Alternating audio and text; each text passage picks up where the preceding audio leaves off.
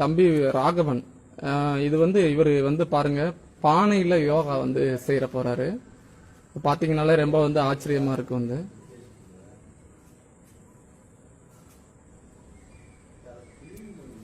சாதாரண விஷயம் இல்ல.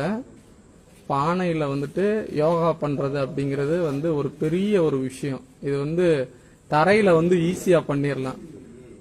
ஆனா இது பானையில யோகா செய்யறது அப்படிங்கிறது தமிழ்நாட்டில் இந்த பையன் ஒரு பையனா தான் இருக்கணும்னு நான் நினைக்கிறேன்.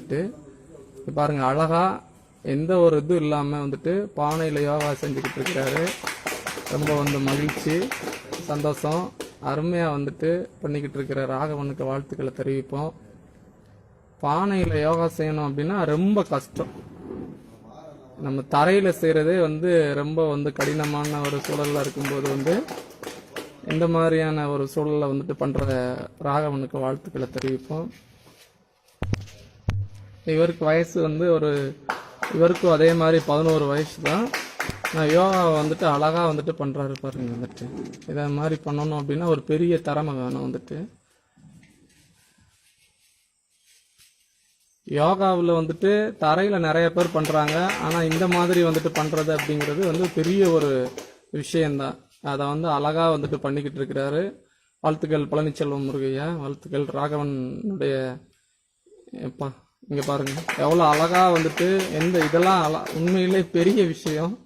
இந்த மாதிரி எல்லாம் ஈஸியா பண்ண முடியாது.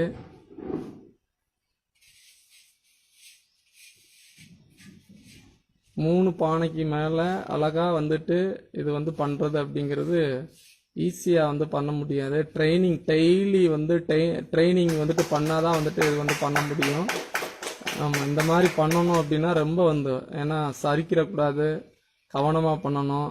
இதை எவ்வளவு அவர் இங்க பாருங்க, பானை மேலேயே அவர் யோகா எவ்வளவு அழகா பண்றாரு அப்படிங்கிறத நீங்களே பாருங்க. மகிழ்ச்சி. இதெல்லாம் ரொம்ப அவருடைய மூச்சு பயிற்சி, கவனம் எல்லாமே இருக்கணும் அப்படிங்கிறதுனாலதான் இந்த மாதிரி பண்றாரு.